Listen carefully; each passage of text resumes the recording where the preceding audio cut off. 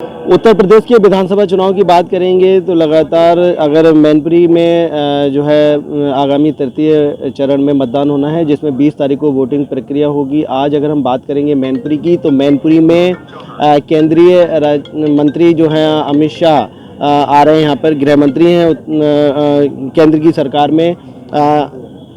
मैनपुरी के जो हैं वरिष्ठ नेता हैं आलोक गुप्ता हमारे साथ मौजूद है। उनसे बात करेंगे कि जिस तरीके से समाजवादियों के गढ़ में बीजेपी के बड़े नेता लगातार अपनी चुनावी रैली कर रहे हैं, तो आखिर किस तरीके से समाजवादियों के गढ़ में जो है बीजेपी नेता समाजवादी पार्टी के नेताओं को घेरने का काम कर रहे हैं। सर जीपी न्यूज में स्वागत है आपका। आप बताइए, मैनपुरी में गृह मंत्री अमित शाह किस तरीके का कार्यक्रम? चुनाव का समय 20 तारीख को यहाँ मतदान होगा।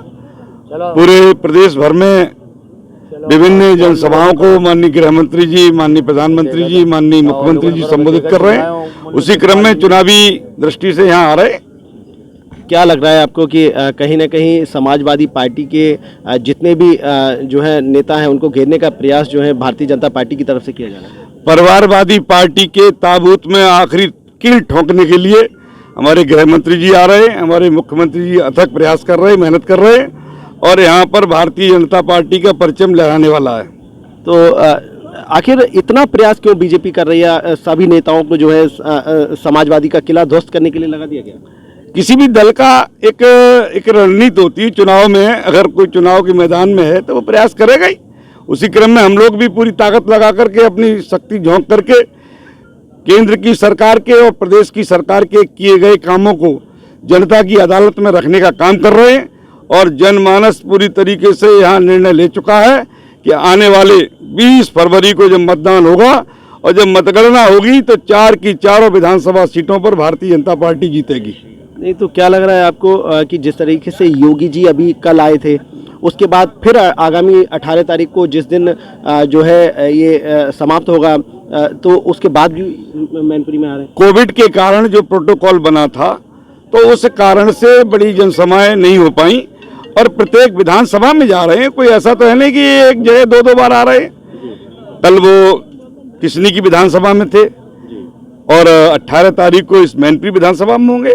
हम लड़ाई तो विधानसभा पर लड़ रहे हैं। आज गृह मंत्री मैनपुरी सदर में और उसके बाद उप मुख्यमंत्री भी आज ही मैनपुरी में आ रहे हैं। नहीं तो ये तो चुनाव में तो युद्ध के मैदान में तो चारों तरफ से एक तरफ मोर्चा होता है और दूसरी तरफ से कवर फायर लगाने के लिए सैनिक काम करते हैं, तो वही काम उसी दृष्टि से हमारा चल रहा है। ये बीजेपी का चुनावी अखाड़ा है जिसमें इनका कहना है कि बीजेपी के जो सैनिक हैं वो जो चुनावी अखाड़े को जीतने का काम कर रहे हैं। हालांकि मैनपुरी में किस तरीके से समाजवादियों का तिलिस्म तोड़ेगी बीजेपी, ये तो आने वाला वक्त बताएगा। हमारे साथ शिवदत्त भदौरिया बीजेपी के वरिष्ठ नेता, उनसे बात करेंगे। सर स्वागत है आपका।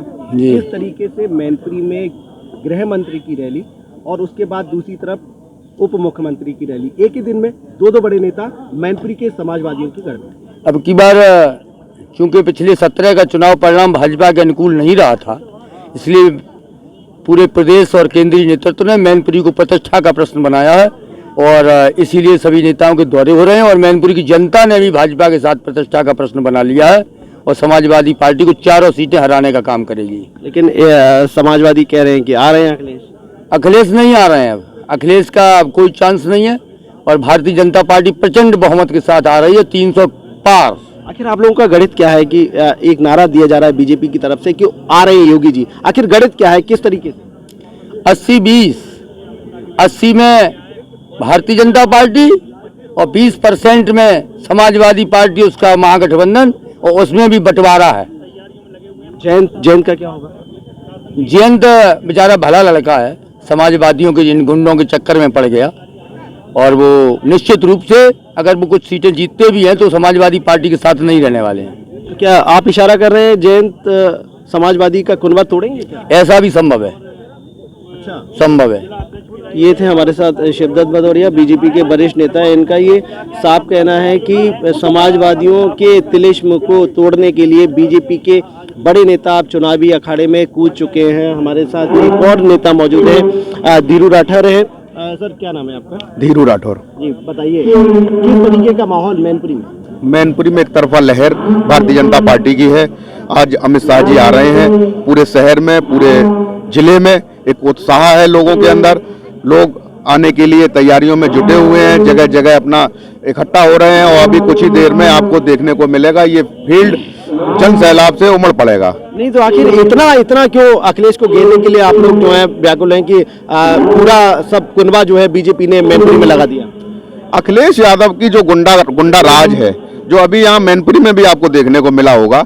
हमारे जो प्रत्याशी हैं एसपीएस बघेल हैं, चाहे कल हमारी गीता साकी जी जो प्रदेश की महिला मोर्चा की अध्यक्षा हैं और राज्यसभा सांसद हैं, वो आई, उनकी गाड़ी पे पथराव करने का काम किया, एसपीएस बघेल को गालियां देने का काम किया। तो ये लोग बौखलाए हुए हैं जिस तरीके से, तो ये आम जनमानस कैसे रह पाएगा।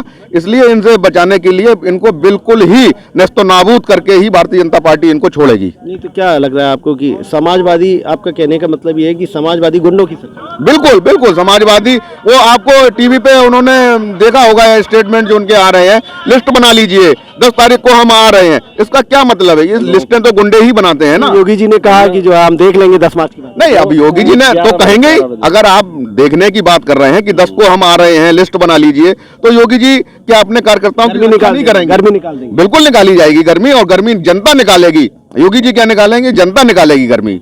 देखिए, ये थे हमारे साथ बीजेपी के नेता, जिनका ये साफ कहना है कि जनता जो है अब समाजवादियों की गर्मी समाजवादियों के गढ़ में ही निकालने वाली है। अब चूंकि ये तो आने वाले 10 मार्च जब नतीजे आएंगे तब पता चलेगा कि किस जो है पार्टी के पक्ष में जो है उत्तर प्रदेश की जनता वोटिंग करती है। यूपी न्यूज के लिए मैनपुरी से संजय शर्मा की रिपोर्ट।